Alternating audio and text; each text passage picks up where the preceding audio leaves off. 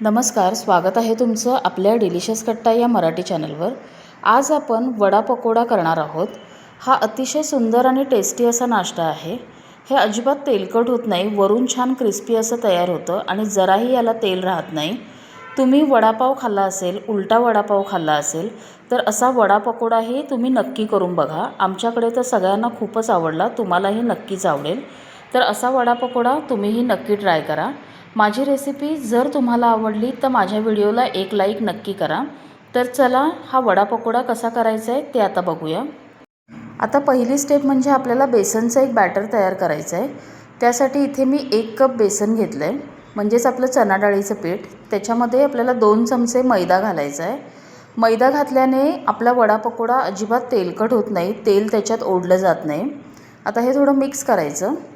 आता याच्यात काही कोरडे मसाले घालूया। इथे अर्धा चमचा गरम मसाला, 1 चमचा धने जिरे पावडर, पाव चमचा हिंग, अर्धा चमचा हळद, 1 चमचा लाल तिखट घेतलं आहे आणि चवीप्रमाणे मीठ। आता हे सगळं याच्यात घालूया। आता इथे 4 लसणाच्या पाकळ्या आणि थोडासा आल्याचा तुकडा असं चेचून घेतलं आहे, तेही याच्यात घालायचं आहे। या सगळ्यामुळे वरच्या ह्याला फार छान टेस्ट येते। याच्यात कोथिंबीर घालायची आहे, मिक्स करायचं। 2 चमचे तेल आहे। आता हे गरम वगैरे केलेलं तेल नाही आहे, आपलं साधं तेलच 2 चमचे घातलं आहे। मिक्स करायचं। आता याच्यामध्ये पाणी घालायचं आहे आणि हे त्याचं बॅटर तयार करून घ्यायचं आहे। बॅटर करताना ते खूप पातळही नको आहे आणि खूप घट्टही नको आहे, कारण आपण त्याच्यात ब्रेड आहे तो डिप करणार आहोत। मग ब्रेडवरती याचं कोटिंग व्यवस्थित बसायला पाहिजे। आता हे मी बॅटर पहिला तयार करून घेते। इथे मी हे बॅटर असं तयार करून घेतलं आहे, खूपही पातळ नाही आणि खूपही घट्ट नाही। आता याच्यामध्ये अगदी आपल्याला 2 चिमट खाण्याचा सोडा घालायचा आहे। बघा, अगदी थोडासा घेतला आहे, 2 चिमट होईल एवढा खाण्याचा सोडा घालायचा, मिक्स करायचं। आणि आता हे बॅटर आपण बाजूला ठेवायचं आहे, म्हणजे आपली बाकीचं तयारी होईपर्यंत हे पीठ व्यवस्थित भिजेल। आता वडा पकोडा करण्यासाठी आपल्याला बटाट्याची एक भाजी करून घ्यायची आहे। तर इथे मी 4 बटाटे उकडून सालं काढून घेतलेत आणि आपल्याला एक वाटण करायचं आहे। त्यासाठी इथे मी 4 हिरव्या मिरच्या, थोडं आलं, 7-8 लसणाच्या पाकळ्या, कोथिंबीर आणि थोडा पुदिना घेतला आहे। आता मिरची तुम्हाला कसं आवडत असेल त्याप्रमाणे घाला। आता हे सगळं एका मिक्सरच्या भांड्यात घालायचं आहे आणि याच्यात अजिबात पाणी न घालता याला जाडसर वाटून घेऊया। भाजी करण्यासाठी बाजूला कढई ठेवली आहे गॅसवर, त्यात थोडं तेल घालून घ्यायचं। तेल गरम होऊ द्यायचं। तेल गरम झालं की त्याच्यात घालायची मोहरी। मोहरी व्यवस्थित फुलली की आपण जे मगाशी मिरचीचं वाटण केलं होतं ते याच्यात घालायचं। गॅस बारीकच ठेवायचा आहे, अजिबात मोठा करायचा नाही। थोडंसं परतायचं। आता इथे थोडा कढीपत्ता मी असा तुकडे करून तोडून घेतला आहे, तो याच्यात घालायचा।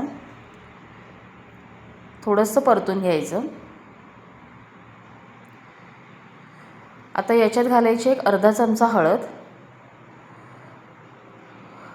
ही फोडणी आपण अजिबात जळू द्यायची नाही आहे, त्यामुळे गॅस बारीक करून भरभर प्रोसेस करायची आहे। आणि मगाशी जे बटाटे उकडून घेतले होते ते मी असे मॅश करून घेतले, ते याच्यात घालायचे आणि हे व्यवस्थित त्या मसाल्याबरोबर मिक्स करून घ्यायचं आहे आपल्याला।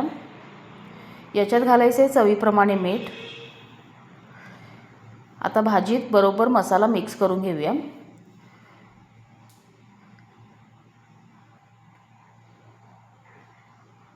आपल्याला ही भाजी खूप वेळ शिजवायची नाही आहे, जर बराच वेळ गॅस सुरू ठेवला तर ही भाजी खूप पातळ होते, त्यामुळं थोडं परतायचं आहे आपल्याला, गॅस कमीच ठेवायचा। आता याच्यात घालायची कोथिंबीर, मिक्स करूया व्यवस्थित।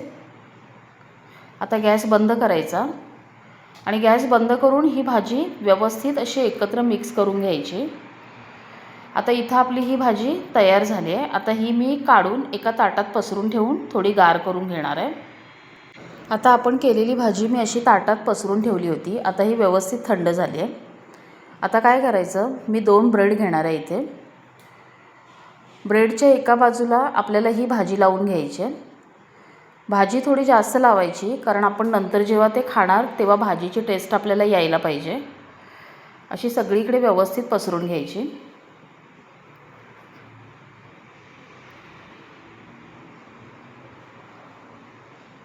हा वडा पकोडा टेस्टला खूप सुंदर लागतो.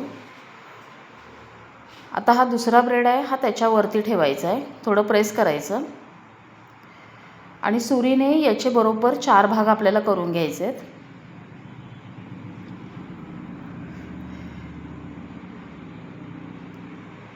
आता मी सेम अशाच प्रोसेसने बाकीच्या ब्रेडलाही भाजी लावून असं कटिंग करून घेते.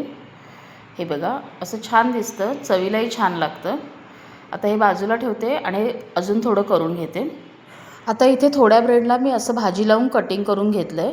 आता सुरुवातीला आपण जे बेसनचं बॅटर तयार केलं होतं ते व्यवस्थित भिजलं आहे. चमच्याने थोडं हलवून घ्यायचं आणि ब्रेडचं पीस उचलून याच्यामध्ये आपल्याला डिप करायचं आहे. असं सगळीकडून याला व्यवस्थित कोट करून घ्यायचं. आता हे बघा, हे बेसनचं जे आपण बॅटर तयार केलं आहे ते परफेक्ट झालं आहे. ते बेसनचं कोटिंग त्याच्यावर व्यवस्थित आलं आहे. आता हे तेलात घालूया. बाजूला गॅसवर मी तेल गरम करायला ठेवलं होतं.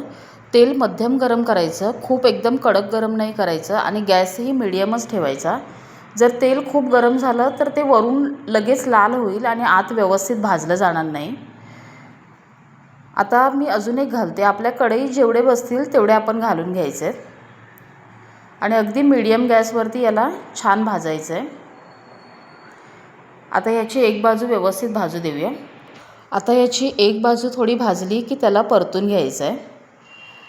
बघा, खूप हे सुंदर होतं, चवीला खूपच सुंदर लागतं. आता याला मी मीडियम गॅसवरती थोडं सोनेरी रंग येईपर्यंत तळून घेते. इथे मी याला छान असा सोनेरी रंगावरती तळून घेतलं आहे. बघा, खूप छान झालं आहे, रंगही अतिशय सुंदर आला आहे. हे अजिबात तेलकट होत नाही, त्यामुळे नक्की करून बघा. आता मी हे भाजले काढून घेते आणि बाकीचेही राहिलेले असेच तळून घेते.